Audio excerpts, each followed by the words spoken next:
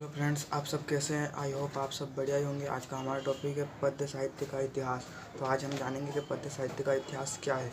अतीत के तथ्यों का वर्णन विश्लेषण जो काल क्रमानुसार किया गया हो, इतिहास का उसे इतिहास कहा जाता है। साहित्य के इतिहास में हम साहित्यिक रचनाओं का अध्ययन ऐतिहासिक परिप्रेक्ष्य परिप्रेक्ष्य में करते हैं।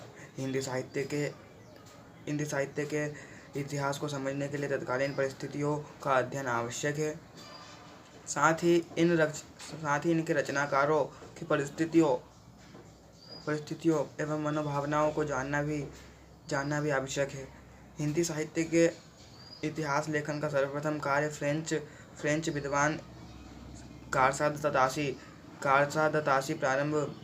द्वारा प्रारंभ किया गया, जो इस्तवार द ला लिटरेतुर हिंदुस्तानी ग्रंथ के रूप में दो भागों में सन 1839 एवं सन 1847 ईस्वी में प्रकाशित हुआ। यद्यपि कारसा तासी के इस ग्रंथ में अनेक कमियां थी, परंतु हिंदी साहित्य के इतिहास लेखन की आधारशिला अवश्य इस ग्रंथ में रखी गई। इसके उपरांत अनेक विद्वानों द्वारा समय समय पर हिंदी साहित्य के इतिहास लेखन का कार्य किया गया। सन 1929 ईस्वी में आचार्य राम शुक्ल द्वारा हिंदी साहित्य के इतिहास को प्रमाणित रूप में लिखा गया जो सर्वमान्य है। आचार्य रामचंद्र शुक्ल द्वारा ही सर्वप्रथम हिंदी साहित्य को प्रमाणित काल विभाजन के रूप में विभक्त कर काल के नामकरण किए गए। उन्होंने हिंदी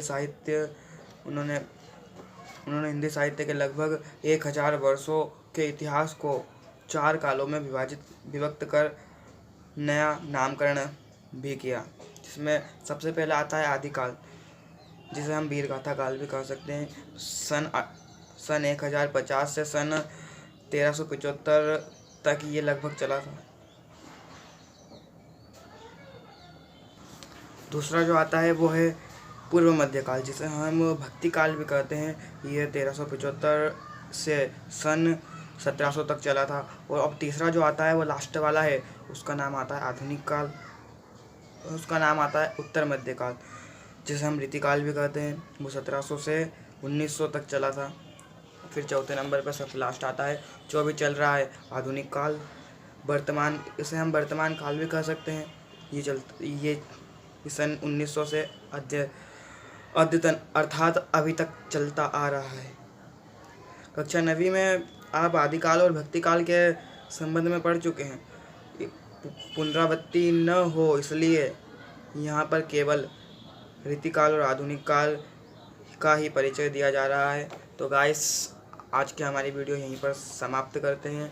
तो चैनल को सब्सक्राइब करना, लाइक करना, और जिस भी टॉपिक पर आपको वीडियो चाहिए उस पर मुझे कमेंट कर दिया करो।